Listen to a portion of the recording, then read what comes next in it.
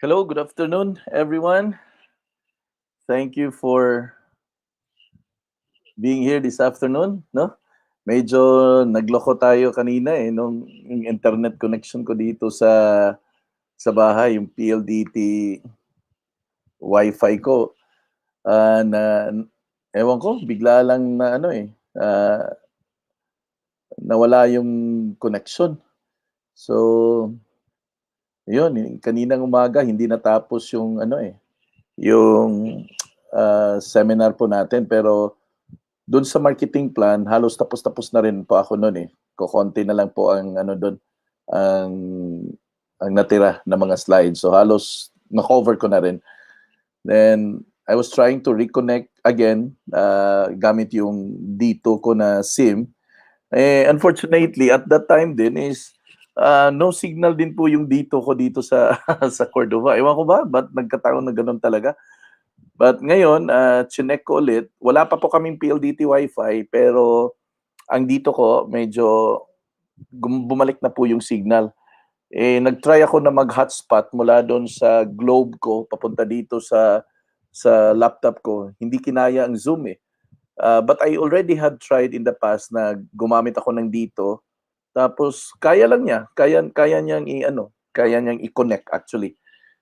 Gamit ang dito personal hotspot, tapos lipat ko dito sa stream. Kaya lang niya. So ngayon, dahil nawala ang dito kaninang umaga, hindi na ako nakapagpatuloy talaga, no? So anyway, nasasayangan ako doon, but wala tayong magawa no? Ganyan talaga mga pagkakataon, minsan may mga situations na ganun. But nevertheless, dito kaninang umaga, hindi na. Okay lang. May mga kasunod pa naman na mga segments, no, na mga natin, mga schedules, no. So guys, if ever po dyan sa live ba, may nakita kayo na note ba dyan na I'm going live using StreamYard. Before leaving a comment, please grant StreamYard permission to see your name. So i-click nyo lang po yung streamyard.com/Facebook. I-click nyo po yan para inallow nyo po ako na makita yung names nyo. Kasi dito sa comment nyo, walang names eh. So pag i-click mo yan, makikita ko na po yung mga names ninyo. No? So at least po, kahit pa paano natin, ma-identify ko po kayo. Okay? So, guys, if you are already there, paki-invite yung iba. We have around 6 viewers pa ngayon. So magpaparami muna tayo, no? Kwento-kwentuhan muna tayo while waiting for the others to get into the network. Okay? So yun guys, no, we are already on our third week of June. Next week ho, patapos na rin po tayo. Magla last week na po tayo. Marami tayong mga month ender na mga activity. Isa na po dito yung bisita ko po sa Balamban, Cebu. 26 sa hapon po, 2:00 ng hapon, meron po tayong gathering po doon. May recruitment seminar po tayo. Kung kayo po ay may mga kakilala doon po sa lugar na yon, na Toledo, Balamban, Asturias, Tuburan, encourage ko po kayo na expand your network po doon kasi we have a growing network in the area. And at the same time din po, ang lugar na po na yan ay may maraming coming na mga projects. Sa ngayon, medyo wala pa po tayong mga nakikita na mga projects, pero may nakalinya na po. May nakalinya na po ang mga developers na bubuksan. I just don't know when ang magiging target nila na buksan ang mga project na yan. But marami-rami sila eh. So, in order for us to gain a good leverage is umpisahan muna nating magparami doon sa lugar na yon. No? Hopefully, by the end of this year, we will be able to gain a good momentum in the area. No? Yun po yung natin eh. Yun po yung expectations natin. Sa July, may mga madadagdag po sa mga ikot ko. We will be starting to explore our South Market. Ito, tututukan natin to kasi medyo for quite some time napabayaan din po natin to. at gusto nating palaguin, no? Palakihin yung South network natin. So by July, we will be having at the same time mga on-site seminars sa Minglanilla area. So may venue na po ako actually. I will be using the store of Magic Melt, no? Sa second floor nila may function sila doon. So I will be using that area. So in short, maliban po dito sa mga online na mga seminars na meron tayo, we will also strengthen our offline presence. No, papalakasin din po natin yung mga offline presence natin because kailangan naman din talaga no, kailangan din naman talaga. So sa Minglanilla, nasa ano yan, nasa LA Arcade, yung ano ni sino ba yung developer na yan? Nakalimutan ko Azela, sorry. Azela Properties. Yung development ng Azela Properties na ano po, na ano ba yun, na commercial arcade, doon po, no, doon po natin ilalagay, no, ang magiging seminar po natin. So, hopefully we will be able to really explore the area, no, para makapag-build din naman po tayo. Looking forward na sana po one day itong South Network natin ay tatakbo at gaganda ng husto, no? Kasi we have a growing potential rin sa South na area no, sa South Market. So, yan, LA Center, yan, sinat na ni Mel. Nakalimutan ko yung pangalan Doon pa naman ako bumili ng bigas. LA Center pala, no? LA Center. Okay? So, ayan. So, medyo dumami na rin po yung viewers natin. Ilang viewers na ba tayo? 7, no? May 7 viewers na rin po tayo. Yan, sino bang nandito? Sina Mel, sina Rowella, sino ba dito? Tingnan ko ba? Sina Janice Apa, no? Nandito rin. So, ayan. Guys, yung mga bago nyo, pa-attend nyo po guys, no? Yung mga new. Ang topic po natin today is basic selling skills. Importante po to sa mga new. Doon sa mga new ninyo, o kahit hindi rin sa new, kasi ito namang selling kasi kailangan natin i-develop talaga. Sabi ko pa nga selling is 99% attitude. That is only 1% skill. Sometimes the attitude matters a lot on how are you going to deal with your closable. So marami pong mga tao ay hindi po talaga nagsasucceed in the areas of selling kasi yung attitude towards selling is medyo mababa, no? So magaling ka nga pero yung attitude mo towards selling is wala naman, eventually hihinto ka rin, no? So balansihin talaga natin yan, no? It's really important na balansihin talaga natin. Okay? So yan, sino pa bang nandito? Si Lizelle Dano nandito rin, no? Thank you for joining. Lizelle, yung mga bago natin na mga agents natin dyan sa Bohol, pa-join niyo po sila dito. Yung mga bago natin na mga agents dyan sa Bohol. Mga bagong agents natin sa Mindanao, sa Cagayan de Oro, sa Davao City, sa Butuan City. May mga bagong agent din po tayo sa Negros Oriental, dito sa Dumaguete, sa Occidental naman, sa Bacolod area. So let them join, no? Let them join our JUMPSTART this afternoon. Regular schedule naman to 2:00, di ba?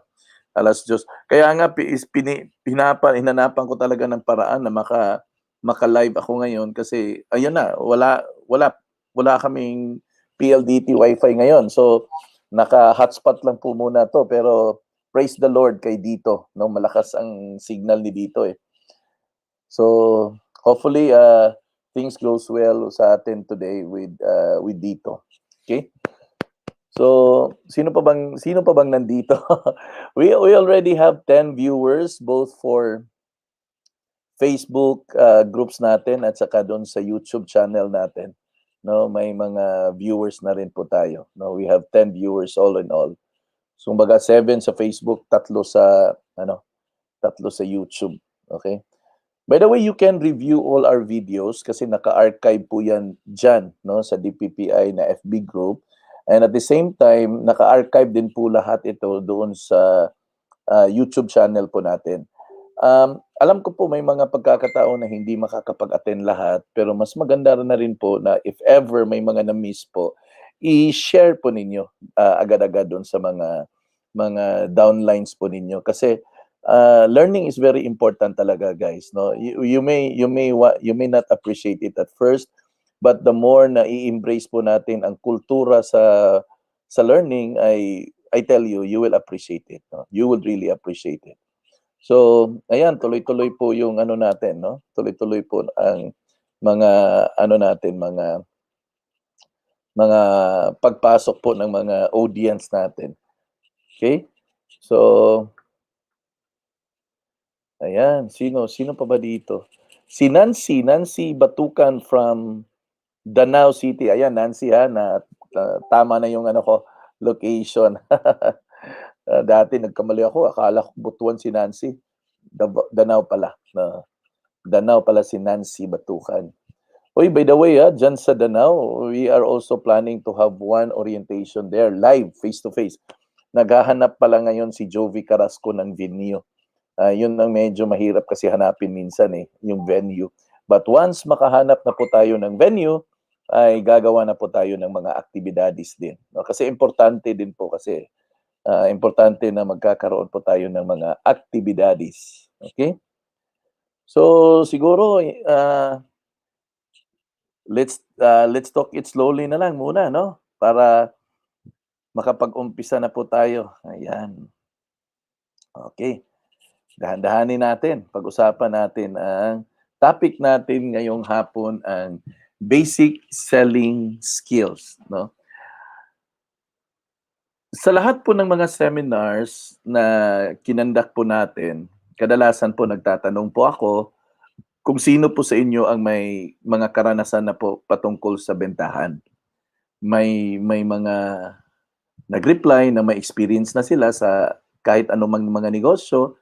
Meron din pong wala pa pong experiences.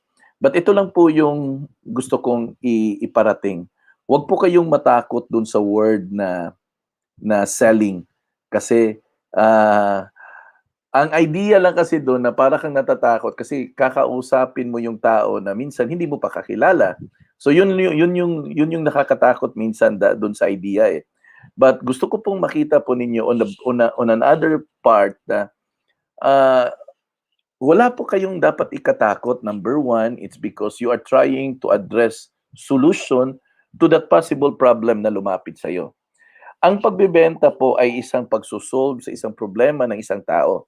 Ibig sabihin, may nais siyang gustong ma-address at ikaw itong merong solusyon doon sa problema niya. So dapat huwag kang matakot kasi hawak mo ang hinahanap-hanap niya na solusyon. So ganun po yun. Okay? So dito sa basic selling skills, ano ba yung practice ng real estate brokerage, no? Ang practice ng real estate brokerage ay ito ang normal, no? Ang broker actually acts as an agent of a party in a real estate transaction to offer, advertise, solicit, list, promote, mediate, negotiate, or effect the sale or purchase, exchange, mortgage. In short, lahat ng transaction is in relation to selling a property, ayun po yung role ng broker who acts as an agent.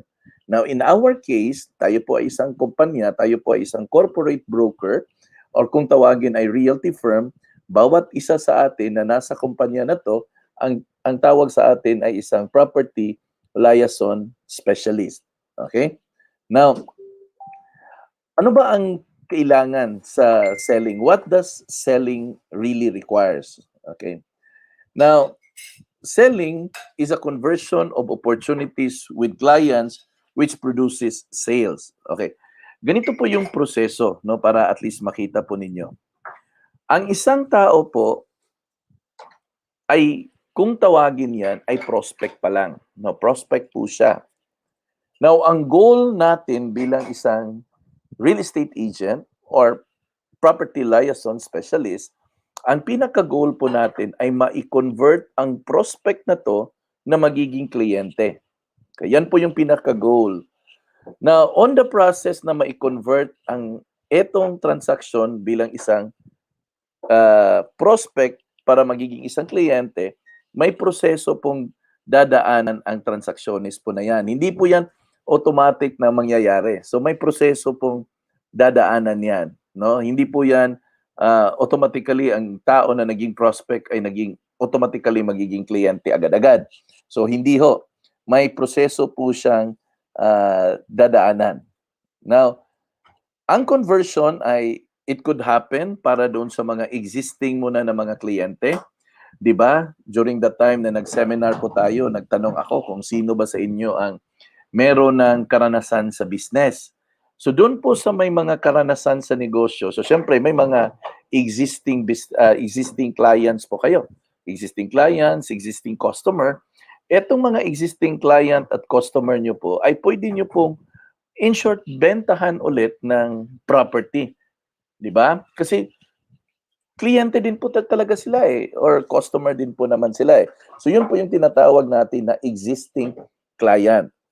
Yung isa po ay ito po yung tinatawag natin na new clients. Ibig sabihin, ito ay bago mo lang na prospect, either gumamit ka ng person to person na prospecting or kaya gumamit ka ng social media.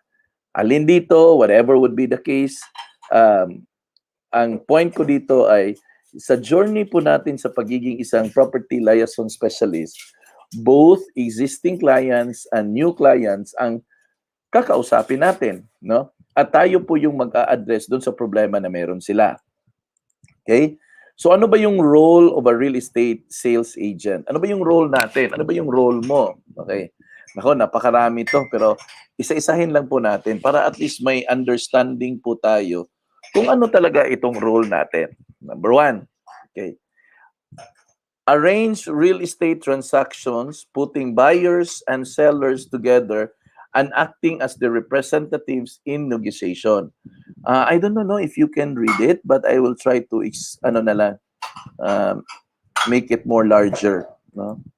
So in short, from the word itself, no, arrange real estate transaction, putting buyers and sellers together and acting as the representative. So ibig sabihin po, kayo po yung representative ng kliyente, at the same time representative din dito sa atin sa DPPI.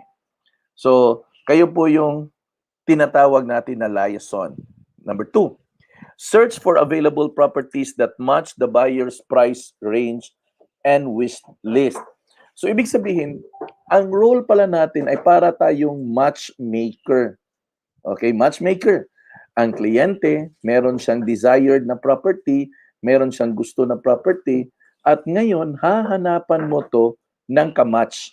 Okay?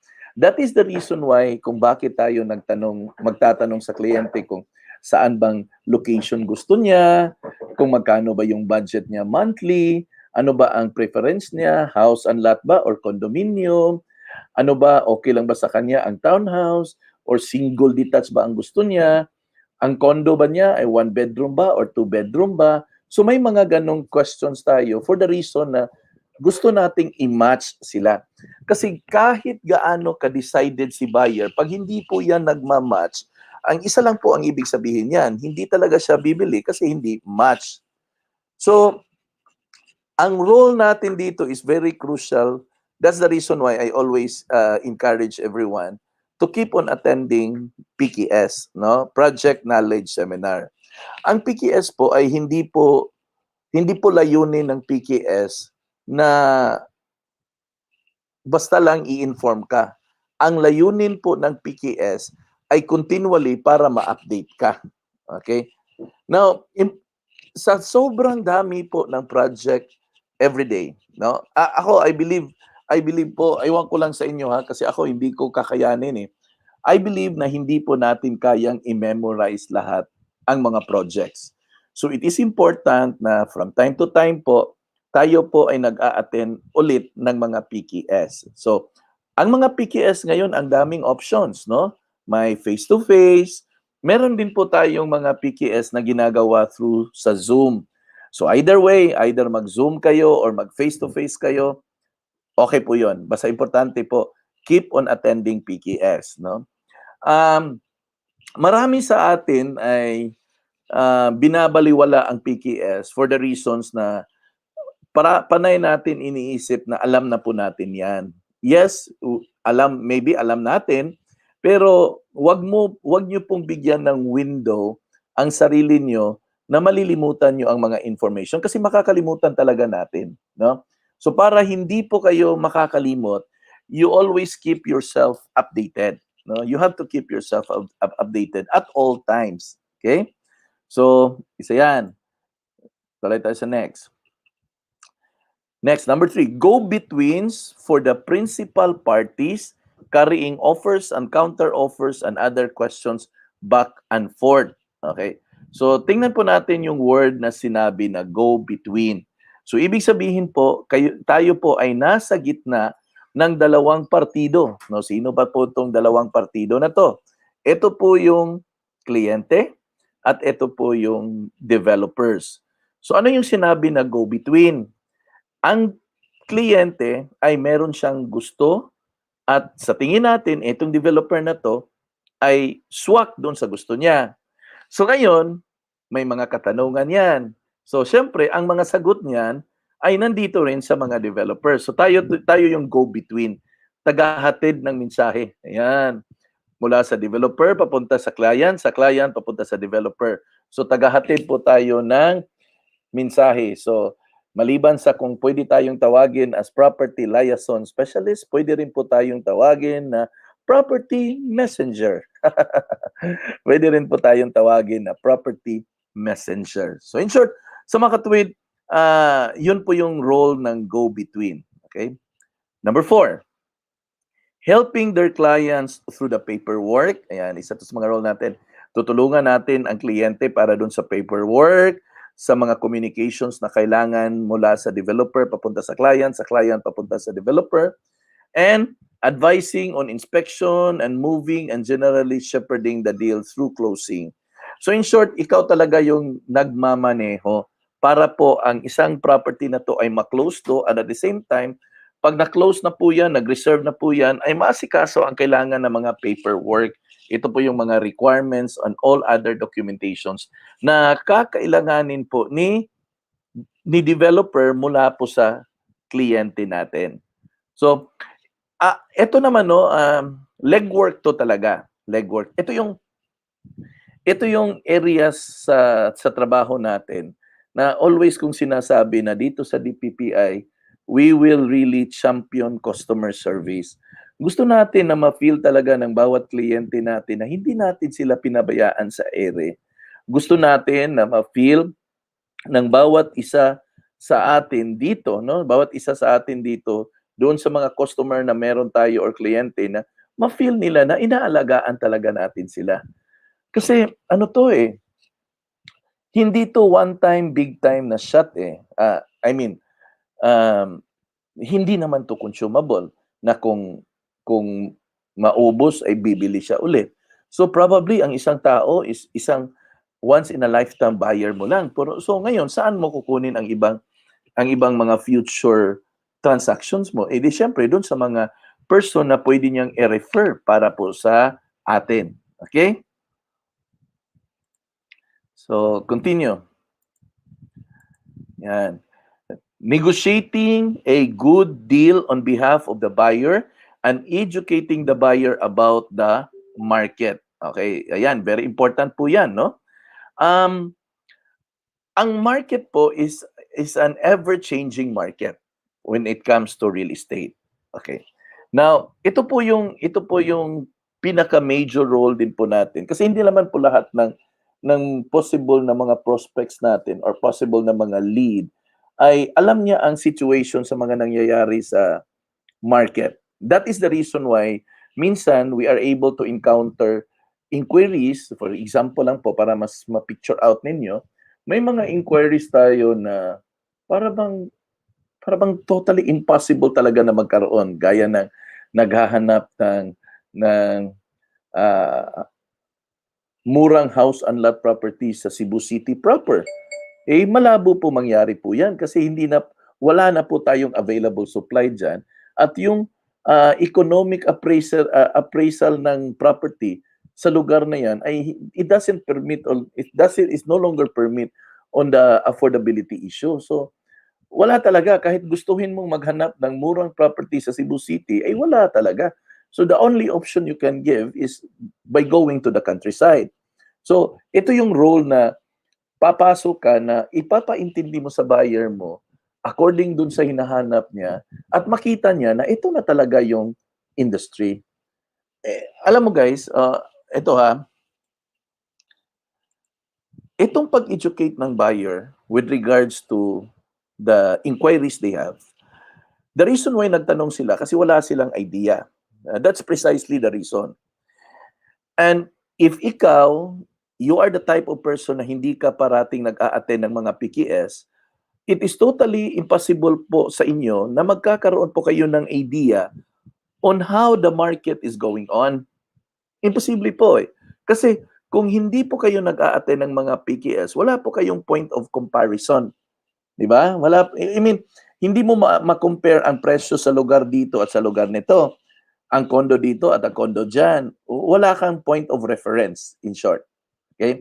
So, very important na, balik tayo ha, balik tayo doon sa PKS. It is important that you need to develop the habit of attending PKS. Bakit ko sinabi needs to develop the habit of attending PKS? Kasi, wala tayo doon. Wala tayo sa habit na yon. That's the reason why every time na meron tayong mga schedule, ay grabe pahirapan na text, pahirapan na send sa messenger, pahirapan ng mention sa Facebook Live. Bakit ho? Kasi wala tayo dun sa culture. Kasi kung nasa kultura na siya, automatic yun eh. Alam mo, ay ganitong oras merong schedule. Itong oras merong schedule. Itong oras merong schedule. So, nandun ka. Okay? Na, kumbaga, nakaabang ka. So, because wala pa tayo, hindi pa tayo nakakarating dun sa level na yon. So, ayan, pahirapan talaga na mag-inform. So, please, babalik ka, babalik at babalik at babalik ka pa rin doon sa basic information na makukuha mo po sa PKS. Okay? Next, meet with and understand the needs of sellers and with new listings. So, very self-explanatory, no? Lahat naman tayo may mga listings eh. Plans and coordinate appointments, open houses. Wala na ngayong open houses eh. Showings and meetings with clients and other real estate agent. So, lalo na sa negosyo natin na we are both selling and at the same time building the organization. So, meron ka talagang mga downline. So, part ng role pa rin po natin ay i-guide din po itong mga downlines natin na, you know, makapag-attend ng mga site tour kung meron, makapag-attend ng mga PKS kung meron. So, part po yan ng mga role po na ginagampanan po natin. Okay? And lastly ho is demonstrate your market knowledge, marketing abilities, and negotiation skill. Grabe ito, no? Demonstrate, no? Ipapakita yung market knowledge mo, marketing abilities, at saka negotiation skill. Again, balik naman ako po dito sa PKS. Lahat na yan, yung market knowledge, marketing abilities, at saka negotiation skills, matutunan mo lahat yan sa PKS. Magkakaroon ka ng idea with regards to the market, magkakaroon ka ng idea kung paano mo i-market ang project na yan, at mag-i-improve po yung negotiation skills mo kasi punong-puno ka ng ideas. No? Kasi ano naman yung gagamitin ng utak natin kung wala naman po itong laman? So, kailangan po munang lagyan muna yan. Okay? So, again, PKS is really that important. So, kaya panawagan ko po sa mga leaders natin, never neglect the value of PKS. Now, you have a role to your downlines na sila po ay ma-inform para makapag-join sila. And at the same time, ito very important, samahan nyo na rin po ng mga site tours na merong available po dyan. Sumama po kayo. Now, marami pong mga invitation dyan sa group chat natin coming from different consultants. Sumama po kayo. If you are available, sumama po kayo. Pag yan ay nilagay sa mga group chat, ang isa lang po ang ibig sabihin niyan, that is open for all. Kasi kung kung by team lang yan na ginagawa, ay hindi yan i-broadcast sa ibang mga group chats. Dahil ito po ay broadcast ng concerned person, isa lang po ang ibig sabihin. That is for everybody. For all po siya. Okay? So, sumama kayo guys. No? Sumama kayo. Okay, next. Research the current local market activity and comparable properties to establish a price. Now, kung meron po kayong mga inquiries, lalo na kung maghanap ang isang buyer sa isang property na sa tingin mo hindi na po siya available dyan sa lugar na yan, gaya ng ginamit ko po na example kanina, pag may naghanap po sa inyo ng 1 million worth of property, house and lot sa Cebu, medyo mahirap na po yan, or should I say wala na po yan, then you be better prepared for whatever market study you have. Para maipakita mo. No? Maipakita mo ba? So, babalik naman tayo. Punta ka sa PKS. So, bawat project ay mag-PKS yan. So, may mga comparative studies ka. So, pwede mo nang ipakita sa buyer mo na ito ma'am, ito sir, ito ma'am, ito sir. So, magkakaroon na po siya ng perspective na ganyan pala talaga dyan. Mahal na talaga dyan, Joff, no? So, ang gagawin mo na, yes ma'am, mismo, mahal na talaga. No? The reason why they ask that, because wala rin naman talaga silang alam. It's not their fault. No? It's not their fault. Yan ang sinabi ko na when there is a problem and you provide the solution, well, you are on your way to closing. Okay? Yan. Next. List the property with relevant listing features. No, yan. Sa sobrang dami ng mga projects na available, no, na pwede mong ibenta, hindi mo po ma-remember lahat yan. So, ito po yung pinaka-suggestion ko. You handpick few projects that you are really going to concentrate and be masters of that project so that you will be able to know, para alam mo kung ano yung mga relevant listing features dyan sa project na binibitbit mo. Para maipakita mo ba na ito yung meron dito na wala sa kanila. Di ba? Importante yun eh. Anything that is unique will always sell. That's what I observe. Anything that is unique will definitely sell.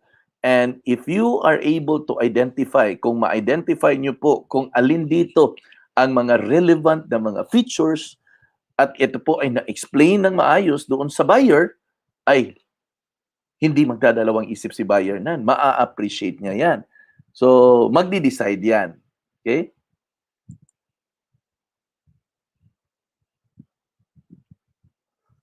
Next, take digital photos of the property inside and out to prepare a listing presentation and advertising collaterals. O yan. Ayan, sinabi dito ha. Take digital photos of the property. Alam mo kagabi, nag-attend tayo ng isang FB Live na seminar, no? May sinabi doon ang speaker na hindi effective pag nag-copy-paste lang po tayo ng mga pictures ng ibang agent. Hindi daw effective kasi wala daw point of uniqueness ba. So, importante pa rin yung point of uniqueness. So, nothing can be unique, more unique, kung ikaw mismo ang nag-picture doon sa property, nag-picture ka, ikaw yung nag-video doon sa property, iba po yun. No? Iba po yun. So, paano natin i-address yan? Well, napakadali. Sumama po kayo sa mga site tours. No? Join the site tours. Wala pong magic po dito na pwede nating masabi na, paano ba gagawin ko dito, Geoff? Well, the simple and the most effective na way is go with the site tours. Excuse sandali guys ha.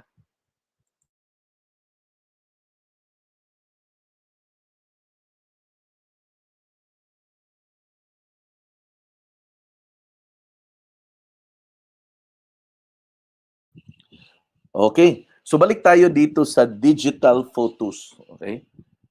Balik tayo dito sa digital photos.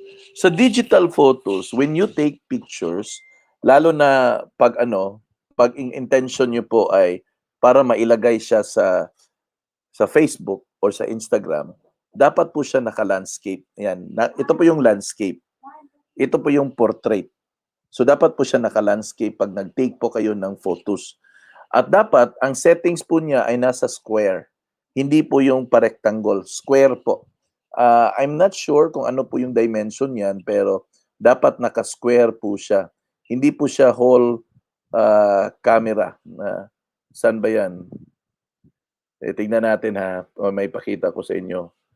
Hindi ko alam kung paano yan eh. Basta hindi full, no? Paano ba yung hindi full, ha? Dapat ano lang siya, dapat square photo siya, no? Dapat square photo. Nasa settings yan eh, nasa sa phone settings niyo po yan eh. Oh, ayan. So parang ganito. Ayan, square po yan. Ayan, ganyan. Square po yan, hindi po yan whole. Ayan, 4.5, ayan, tinype ni Mel. Square po yan. Ito po yan, oh, na nakikita nyo. Square photos po yan. Hindi po whole cellphone pag nag-take po kayo ng picture. Okay? Ayan. So, ganyan po yung square. So, pag nag-take po kayo ng photos, dapat naka-landscape po yan. Ayan, naka-landscape. Okay? So, ganun po yun, landscape, ha? Na number 2, aside from appropriate ang landscape over portrait, number 2, photos, ito no, tingnan nyo po ang photos. Pag nag-picture po kayo, I'm planning to conduct a seminar on a little bit of photography. Naghahanap lang ako ng speaker na magaling sa photography. Pero kailangan mo kasing tingnan yung angle din. Okay? Yung scope ba? Yung scope. Now, wag po kayo ng tira lang for the sake of nag-picture kayo. So let's say for example, gusto nyo pong i-cover ang bedroom. Ano ba yung highlight mo dun sa bedroom? Eh, syempre yung bed. So dapat, pag nag-photo kayo, nakita nyo po yung mga brochures ng developer. Pag sinabi na bedroom, ang nakita talaga dyan na naka-highlight ay yung picture talaga ng bed. At tapos may nakikita sa mga gilid niyan, mga perimeter niyan na sizable image within the picture, pero nasa gitna po yung bed. Ganon din sa dining room, sa living room.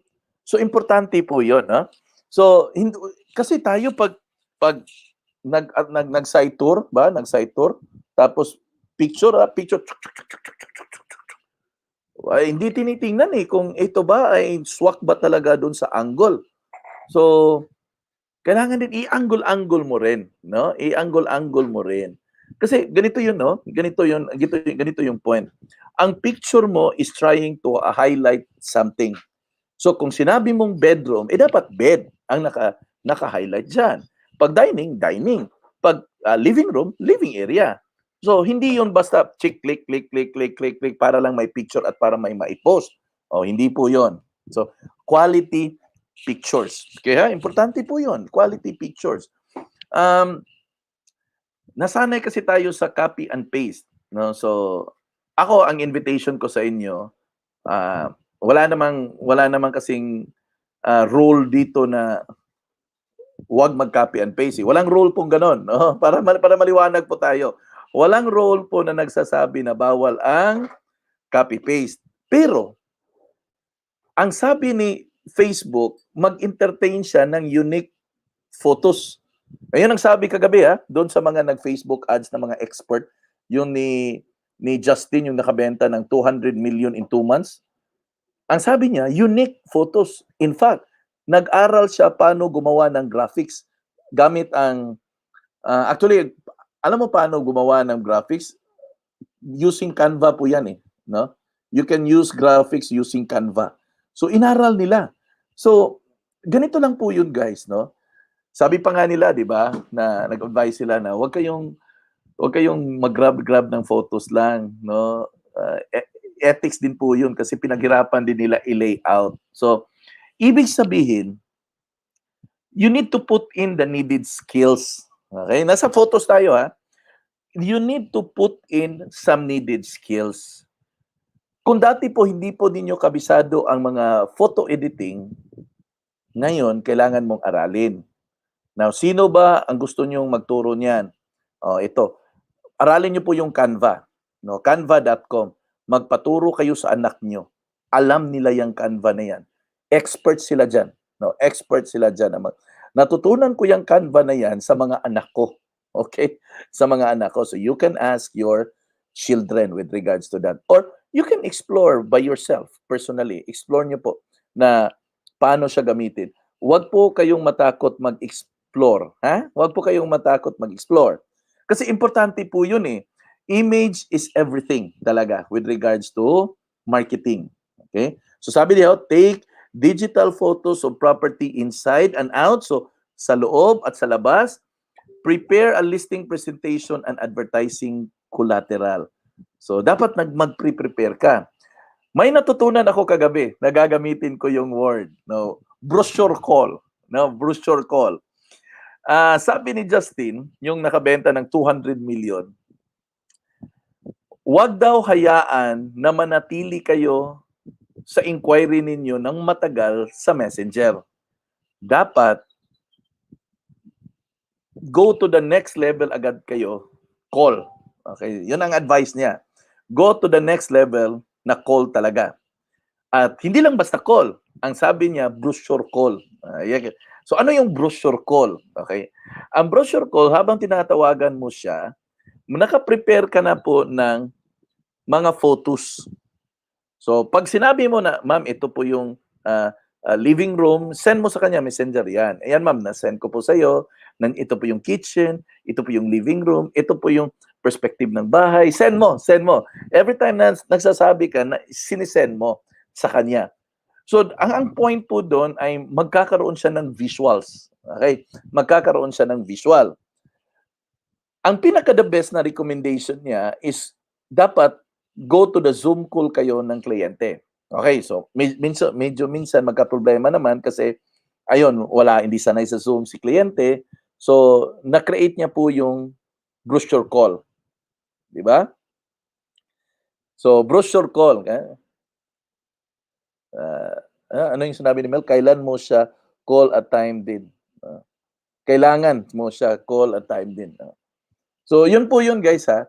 Very important po yun na natutunan ko po kagabi. Brochure call or Zoom call or pwede tayong mag-create ng alternative dyan, yung Google Meet. Okay? So, dapat talaga makausap mo si kliyente. Okay? So, ito next tayo. Plan property showings for buyers. Plan property showings for buyers and set up appointments that fit your client's schedule. Okay? May natutunan din ako dito kagabi. Okay? Ang natutunan ko kagabi, kasi nasa online na. Okay? After daw na may respondent ka, may nag-communicate na sa'yo, ang next na goal mo, di ba, yung call. Ang next na goal mo after mag-call kayo ay yung appointment. Okay, yung appointment. Okay. Ang call kasi, ang intention doon ay para ma-engage kayo. Meaning ba, meron ng actual encounter. Okay. Wala namang face-to-face ngayon. So, ibig sabihin, dahil nagkausap kayo sa cellphone, may actual engagement na kayo. Parang encounter na rin. Okay. Na ngayon, next.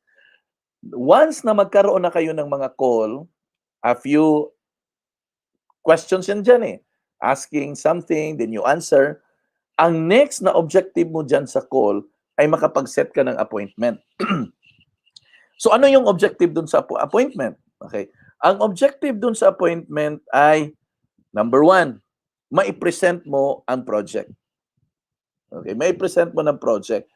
Either mag-Zoom call kayo or mag-brochure call kayo ulit na ang project ay maipresentar mo. Isang option yan. Sabi ni Justin kagabi, kung pwede naman kayong mag-meet at mag-site tour, yun ang pangalawa na options. Okay? So, ibig sabihin, dapat hindi tayo mananatili doon sa messenger lamang. Okay, dapat magkaroon talaga na on the next level. Next. Tignan natin dito. Show selected properties to buyers and communicate any details of the property you learn during your research or while taking or while talking to your client. Okay. Ayan, take note of the word ha. Show selected properties. Okay. Now, kadalasan nangyayari, ang buyer ay nag-inquire sa atin doon sa project na na-post natin.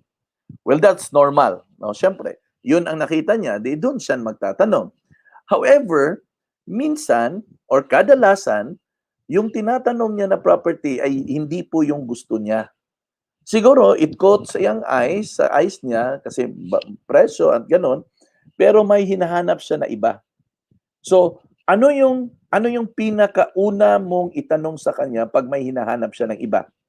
Okay? Sige daw. Let's do some question and answer. Pag nag-respond siya sa ads mo, tapos hindi yun ang hinahanap niya, ikaw na property liaison specialist, ano ang unang itanong mo sa kanya para kasi kailangan mong mag-prepare ng choices eh. So ano ang itanong mo kung hindi yan ang hinahanap niya na project? Ano ang una mong itatanong sa buyer or sa prospect? O sige na, paki-type sa comment section please. Ano ang una mong itanong sa buyer kung in case yung project na nakita niya sa iyo, yung ads mo ay hindi yun ang gusto niya? Ayan, sabi ni Sir Roberto. Ay, Sir Roberto, tagal ko nang hindi nakita to. Budget and location. Preferred location. Okay. Yan. Location. Location. Ito yung pinakauna because you are going to identify the options. Okay, balikan ko to ha. Ayan ha. You are going to show selected properties to the buyer. Now, ang question po dito, paano ka mag-present ng selected properties sa buyer? Well, in fact, you don't know kung saan ang gusto niya. Okay? So, kailangan settle tayo doon kung saan ang gusto niya. Kasi, it is pointless to offer choices to the buyer kung hindi naman yun ang preferred na lugar kung saan niya gusto. Okay? So, balik talaga tayo. Basic fundamental talaga to sa real estate is location, location, location. So, pag may sinabi na siya sa iyo na location, so ngayon, let's say for example, contextualize natin ha. Contextualize natin sa Cebu lang. I'm sorry doon sa mga nag-join sa atin na outside sa Cebu ha. Medyo hindi siguro kayo makaka-relate. Pero Cebu lang. Okay. Let's say for example, si buyer, sasagot kay Sir Robert na, Robert, gusto ko sa may konsolasyon. Okay? Yan, sumagot na ha. Gusto ko sa may konsolasyon. Na ngayon, kung titingnan mo yung geography ng konsolasyon, napakalaki yung konsolasyon. Saan ba banda sa konsolasyon? Okay? So, ang follow-up question ni Sir Robert ay, Sir, if you don't mind, saan banda sa konsolasyon, sir? Sa may FUDA? Magbigay ka ng landmark. Sa may FUDA? Sa may SM? Yan, di ba? Para si buyer, may point of reference siya. You get my point? When you ask, you give landmark. Okay? Kasi nagtanong ka eh, saan ang preferred na location mo? Sorry. Nung sinagot ka niya na konsolasyon, napakalaki yung konsolasyon. Ang follow-up question mo, Sir, if you don't mind, saan ba banda sa konsolasyon? Sa SM? Or dito ba sa may FUDA, sir? So, you get it na?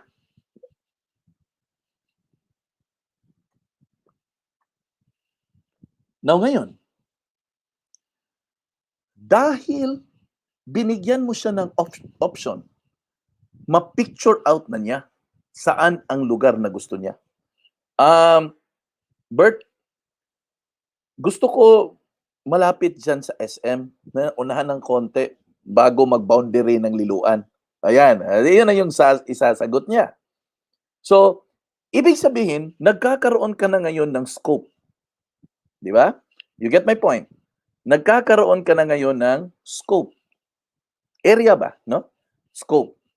Na ngayon, dahil may point of reference ka, SM, Ngayon, tingnan mo naman ang 5-kilometer radius na mga project na malapit dyan. Sorry. Joe, bakit 5 kilometer?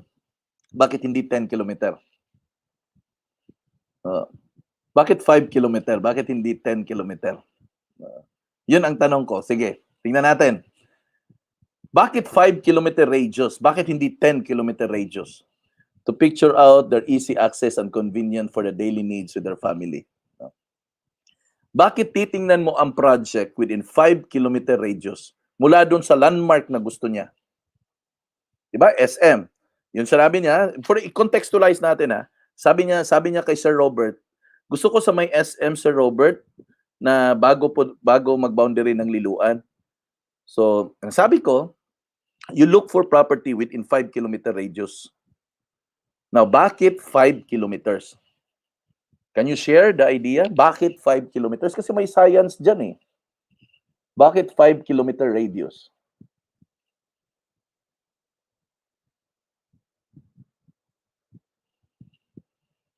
Ano yung mga sagot dito? Tinitingnan ko muna. Yan. O, bakit 5-kilometer radius ang titingnan mo na project? Bakit 5-kilometer radius?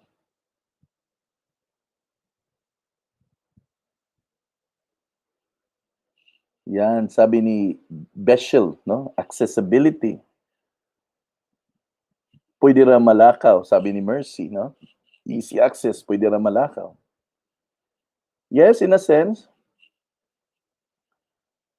Pero bakit 5-kilometer? Again, aside from that, dili kayo mahal o mas dali ang access sa mga needs nila like malls, churches, markets, schools, para di sad sa Sabas Highway. AC access to main road, malls, hospitals, stores, and transportation. Ayan, ito yung word na hinahanap ko, transportation, na sinabi ni Sir Robert. Because in the normal route, no, in the normal route na mag in place ang land transportation office, normally tinitingnan nila ang 5-kilometer radius. No, pag gumawa sila ng route ba ng passenger jeepneys or any mode of transportation natin ngayon, titingnan nila yan ang mga distance sa biyahe within 5-kilometer radius. So meaning, within the 5-kilometer radius, there is a public transportation available. Merong public transportation available. Bakit ganun kaimportante ang public transportation? Okay, ito po. Importante ang public transportation, hindi naman ibig sabihin na ang buyer natin ay walang sasakyan, but remember, ang buyer natin merong sasakyan. Pero day-to-day living niya, what if may helper siya? What if may yaya yung anak niya? Alangan namang bibilhan niya ng kotse yung helper niya para mamalengke lang. O, di ba? So, ibig sabihin, if there is a passage of public transport, anybody in the household, kahit sino na nasa bahay na yan, is very much convenient to move from one place to the next, one destination to the next. In cases of emergency situation, may magkasakit, you can easily call out public transportation. May dadaan ba? No, public transport, kahit anong public transport. Kasi yun ang basis talaga ng LTFRB when they are going to come up with a route. Now, when they're going to come up with a route. So yun po yung relevance doon. So pag alam mo na sa buyer na pinpoint na niya, so titingnan mo na ngayon yung possible project. Okay, within 5-kilometer radius, Consolacion. So sulat mo na, Deo Homes doon sa likod ng SM. Ano pa ba? Adama Homes doon sa soft touch din, Anami Homes. So isusulat mo na, no? Cover pa rin dito ang within 5 kilometer ang Bilis North. So isusulat mo. Nag-identify ka ngayon ng list of projects. Okay, list pa lang 'yan, ha? List pa lang 'yan ang i-identify mo. Serenes North, yan. No, nag-identify ka. The next, yung sinabi ni Sir Robert, is the budget. Okay. Now, remember that the budget comes with the type of house. Di ba? Ang budget comes with the type of house. Ano po yung type of houses natin na na-discuss natin sa level 1? Meron tayong row house, may townhouse, may duplex, may single. So yun po yung type of houses. Sa condo naman, may studio, 1BR, 2BR, mga ganon. Now, etong mga type of houses na to, ang type of condos, it comes with a price. Okay, di ba? So ngayon, pag humingi ka na ng budget on the part of the buyer, humingi kang budget eh. Ma'am, sir, if you don't mind, ma'am, magkano ba yung intended budget mo monthly para doon sa project nyo po na hinahanap? So, take note of the word ha. Nagtanong ka monthly. Monthly. Bakit monthly? Bakit hindi annual? Number one, ang budget, wala namang nagbabudget na yearly eh. Lahat ng budget ay monthly. Di ba?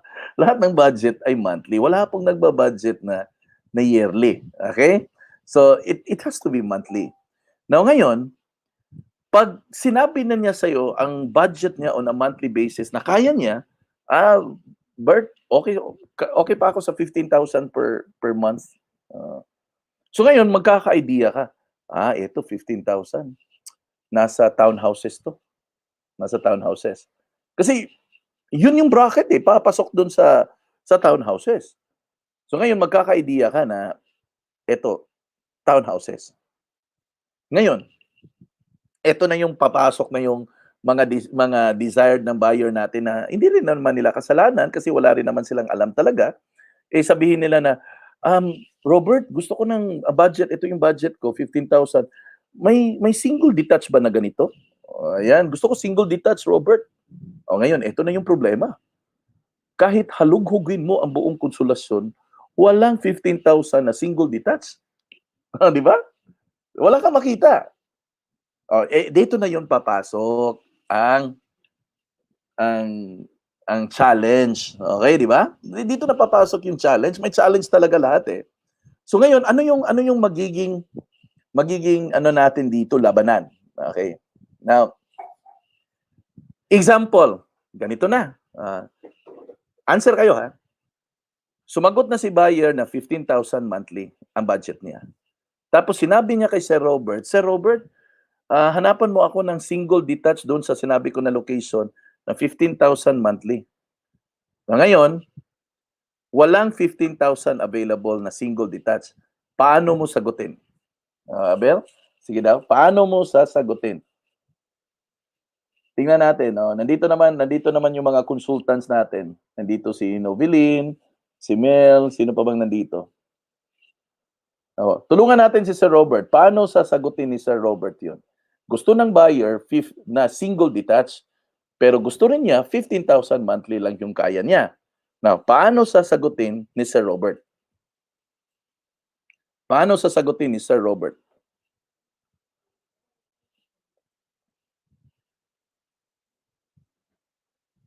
Sarap ng kape, guys. Kape ako.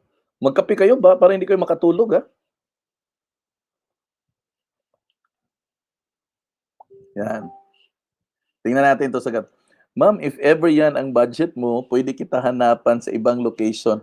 Ma'am, naswak sa budget mo. Ang isasagot niyan, Mel, ay, gusto ko sa Konsolasyon. Ayaw ko ng ibang lugar, gusto ko sa Konsolasyon. Si Sir Robert, maghanap ng ibang location. What if nga? Yan ang gusto ko, Konsolasyon, kasi malapit sa trabaho ko. Huwag mo akong bigyan ng Danau. Huwag mo akong bigyan ng ganyan. Kasi gusto ko dyan, kasi malapit sa trabaho ko. Sabi ni Novelin, townhouse na lang available na to na budget, ma'am.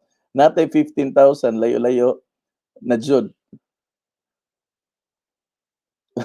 Sinabi ni Novelin, problema dyan mi ana. Pero paano talaga sagutin? I'm not saying na the buyer was yes, but there is a way to attempt to further explain ba. Pero paano mo siya sagutin na hindi siya ma-offend? Kung swak sa budget mo, ma'am, may iba na mas mura lang pero dili single detached. Paano nga? Kasi it will be offensive sa kanya na hindi mo siya binigyan ng karapatan na mag-single detached dahil 15,000 lang siya. Ulitin ko guys ha. It would be offensive to the buyer na, hindi mo siya binigyan ng karapatan na mag-single detach dahil 15,000 lang po ang kaya niya. Offer another na mas advantage sa 15,000 budget. Kalisod po din. Yuta na lang. Hindi. Iba, house and lot eh. Ito talaga si Nobili, no? JG Bill. Si JB, daghanan mo na lang budget mo, ma'am, for 15 to 20,000. Okay. Now, here it is. Now, listen to this. There are two ways to approach it. Okay. Kung gusto talaga niya ng single detach, pwede naman. Actually, pwede naman. Ang first way to do it is this one. Lakihan niya ang equity para ang magiging monthly niya sa Pag-ibig or bangko pasok sa 15,000. Okay. Ulitin ko ha.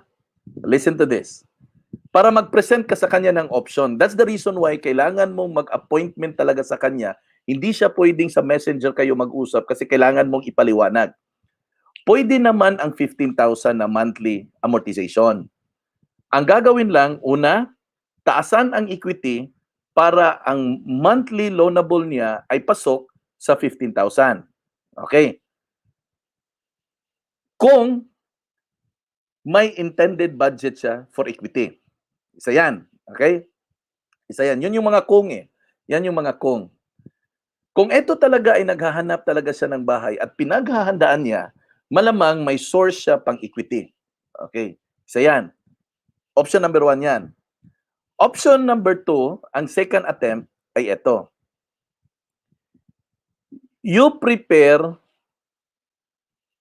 computation for single detach. You prepare the single detach computation closest to 15,000. Okay? Listen to this one ha. Prepare a single detach computation closest to the 15,000. Okay? Hindi ko sinabing 15,000 but the closest figure sa 15,000. Then prepare 2 more project na pasok sa 15,000. Okay, pasok sa 15,000. Okay. Ang purpose po dyan ay magkakaroon siya ng perspective. Magkakaroon siya ng perspective.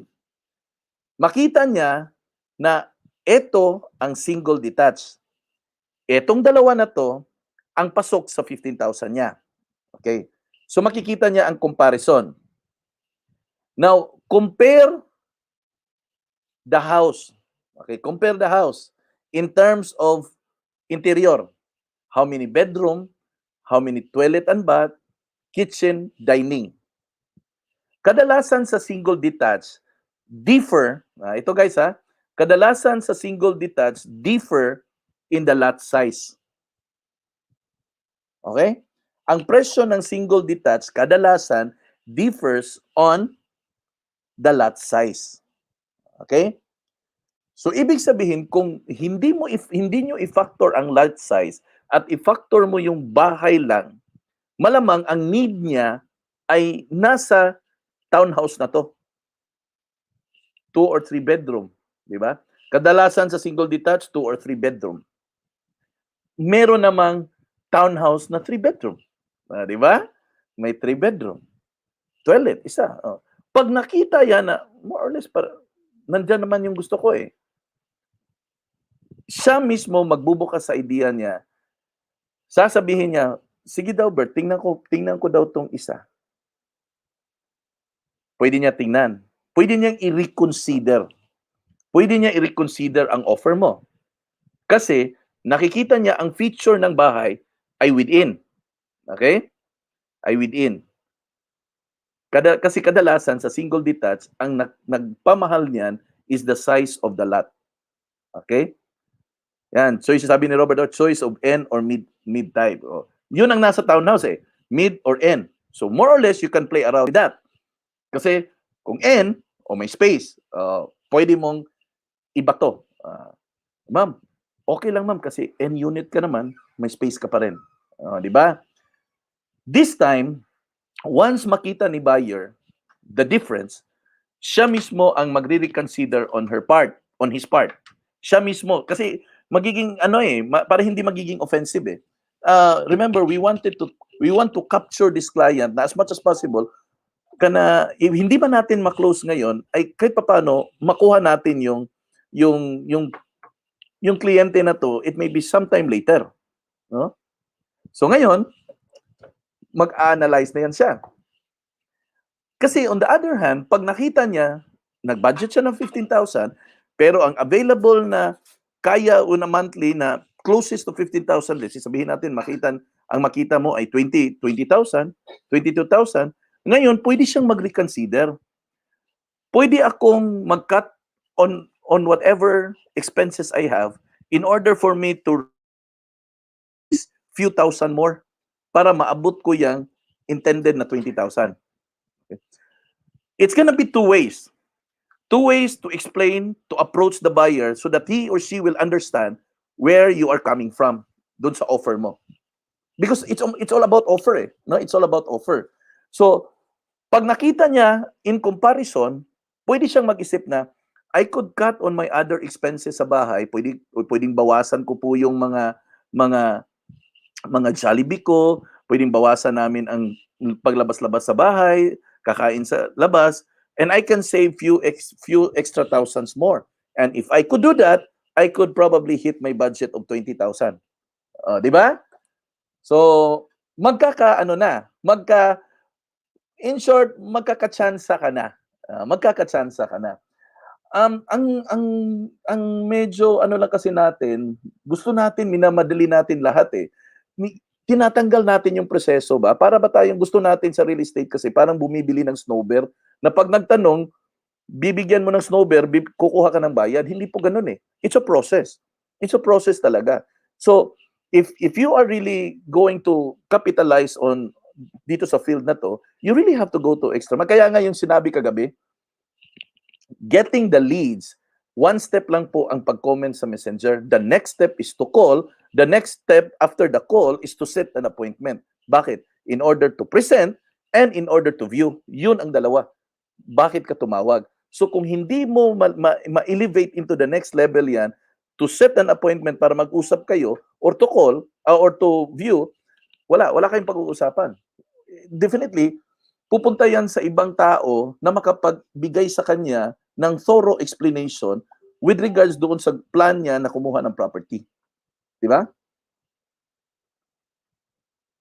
Yan, tama yung sinabi ni Sir Robert, to imagine the comparative cost and the choice of his desire. Tama yun. Because you cannot say to the person na, ay ma'am, patuga-tuga man kag single detached, di ka ka-afford, di man pwede. You cannot do that, no? We cannot do that, no? There has to be a way, how are we going to approach it? There has to be a way in which, how are we going to approach it?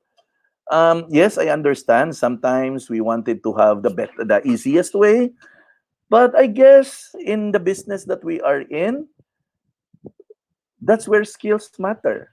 No? So, subukan natin. Let's attempt, no? Let's attempt for once lang ba na live to the word specialist. Yun yung word na specialist eh. Ma'am, isa akong property liaison specialist. Specialista ako nito. So be a specialist. Yun po yung point dun eh. Be a specialist. Okay? May nakuha ba tayong idea? May learning ba tayo dyan? Kasi yan kadalasan ng challenges eh. Yan ang kadalasan ng mga challenges. But again, at the end of the day, I'm not saying that this process will really guarantee you closing the sale. No, I'm not saying. But at least it will give you a fighting chance na ma-close, no? It will give you a fighting chance na ma-close. And if ever you have downlines na hindi po naka-attend to na today, this afternoon sa session natin, i-share niyo po ang video na to because we have a very good conversation ngayon eh. So at least marinig nila ba? No, marinig nila in a conversation like this. Mahirap na maulit minsan eh. Okay? So tuloy tayo. Next. So, ito na po yung show selected properties to buyer and communicate any details of the property you learn during your research and while talking to your client. Then, ayan, ito na yung sinabi ni Sir Robert, have some comparative details on other projects for the buyer to make some comparison and be able to come up with a reasonable recommendations. Remember, we are a property liaison specialist. We are the recommending part. Tayo po yung recommending part to the client who's planning to buy. So tayo po yung recommending part. No, ito po yung sinabi ni Sir Robert. Chinat ni Sir Robert sa kinoment niya to imagine the comparative cost and choice of his desire. Ito po yun. Ito po yung ibig sabihin niyan. So precisely, it will boil down to one thing, no? It's still the client that will make the decision, but you make it easier for the client to make the decision. We don't decide for the client. It's the client that will decide, but because you navigate it, no, pinagmaneho mo ba? You navigate it that he or she will understand the total picture doon sa gusto niya, siya na mismo automatically magsasabi sa sarili niya, na I think, Jov, I'm okay with this one. So siya na. Are we learning so far? Buti na lang, hindi nagloko yung dito ko. Buti na lang. Kasi gaya kanina, nagloko, grabe. Hi, I'm watching from Cogon, Compostela, Cebu. It's so nice. Aloha, no? Aloha. But thank you, Aloha, no? Hope to see you one of these days, no? And I'm really looking forward that we can have a face-to-face recruitment seminar in the North. Mag-a-announce na po ako sa South. Meron na pong venue. Sa North na lang po ang hinihintay ko. Hopefully, with the help of Miss Novelin and Jovi Carrasco, we can come up with a venue in the North, no? Venue in the North, hopefully, para we can put up the schedules this coming, medyo late na rin for June this definitely for July, okay? For July na. Sir Robert, just like we are the captain of the ship and we accommodating the passenger. Yes, tama po yun, Sir Robert. Exactly, that's exactly how it is. No? Sino bang watching from Balamban? Si Lizelle, no? Lizelle. Kita-kita tayo dyan, Lizelle, sa 26 sa Balamban. No? Kita-kita tayo sa 26 sa Balamban. Okay. Sa South, guys, the venue is in Magic Melt, ano ba yun? Magic Melt Coffee Shop. In the second floor of Magic Melt, there's a function room in LA Arcade. No? LA Arcade. Yung pong arcade na gawa ni Azela Properties. Doon po tayo. No, LA Arcade, no? LA Arcade po tayo. Okay? Sa yan, LA Center pala. Oh, yun, LA Center or LA Arcade. So, makikita niyo po Magic Melt, ang laki po ng ano po doon. Sa North, waiting na lang ako kay Miss Novelin, no? Miss Novelin at saka kay Miss Joby for the venue para by July may regular tayo na face to face, no? Retain pa rin natin yung mga seminars natin sa online, pero magkakaroon din po tayo ng face to face para may meet and greet na rin po tayo, para may interaction yung mga members po natin. Okay? So tapusin ko lang tong role, ha. Okay? Ay, sorry.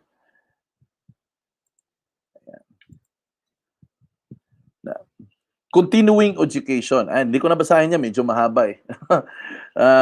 Ang point ko lang dito, we need to have a continuing education with regards to the industry na meron po tayo.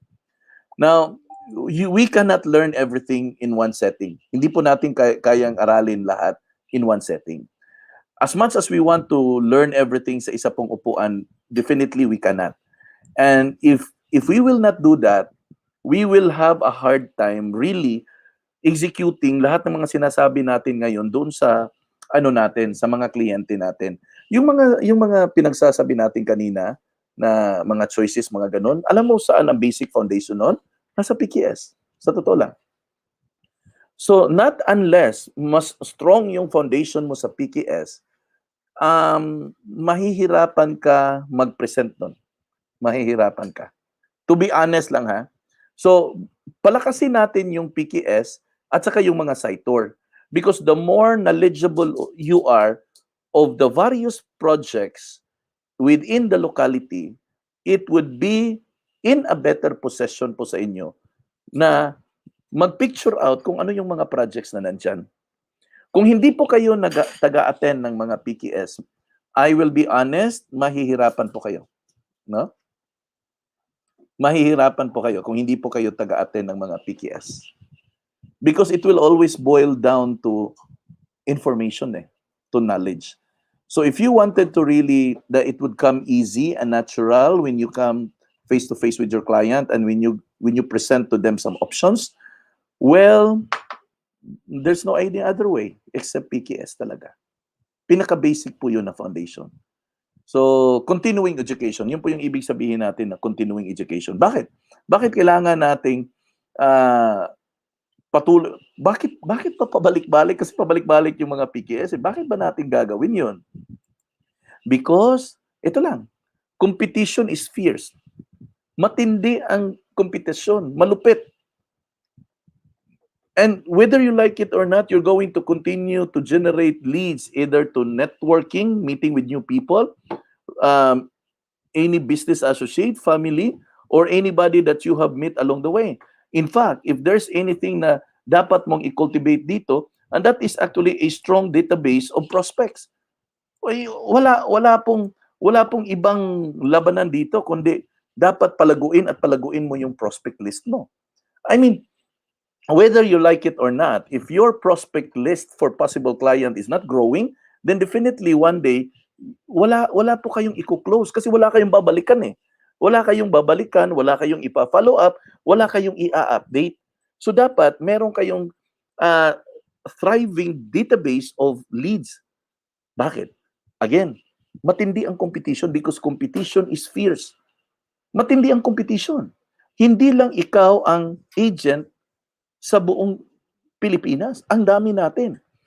Ang kasama natin ngayon, may ilan tayo dito na nanonood ngayon? 32. This is actually yung 32 na yan, kompetensya natin yan. Yung kasamahan natin sa realty, kompetensya natin. Yung sa ibang realty, kompetensya din po natin. Ano ngayon?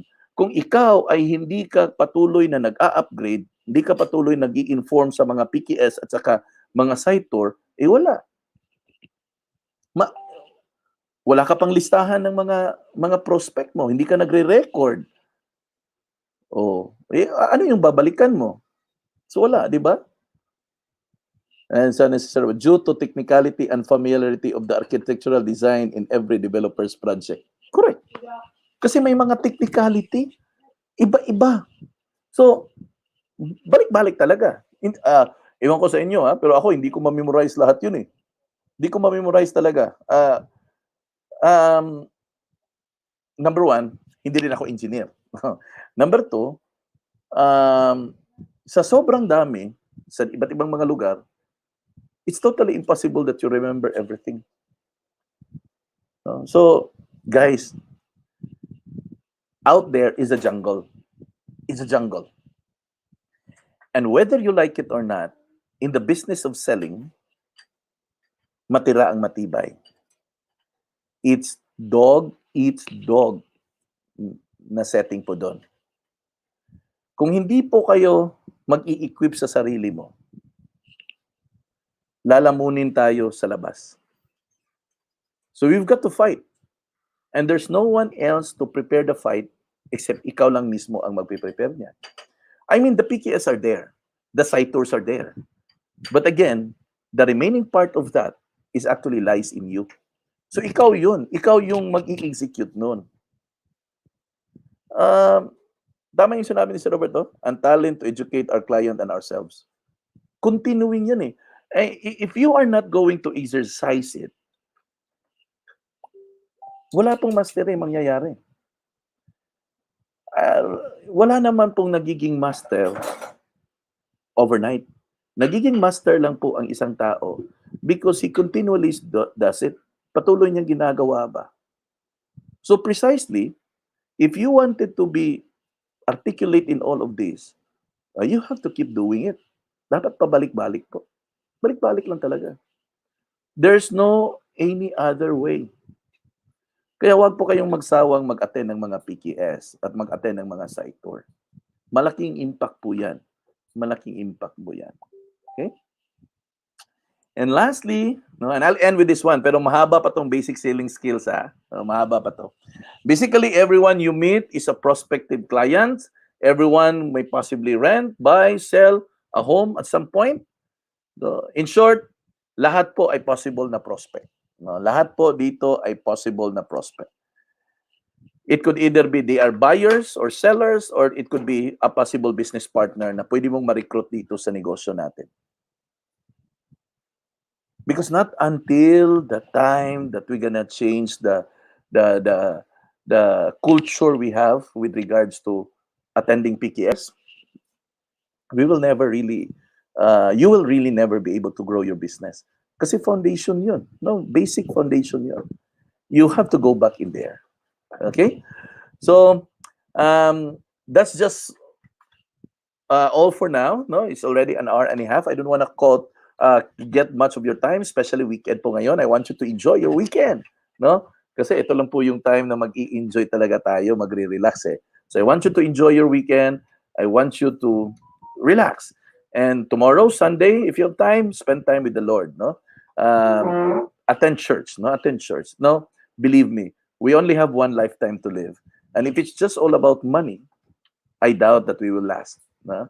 So think on the other side also that we also have our own spirituality. Okay, so I hope na we have good learnings this afternoon, but the most important part of it is you apply it, no? Listening it to me, hearing it from me is just one half of the story. The second half of the story is the moment when you do it. Thank you. God bless you all. Bye-bye.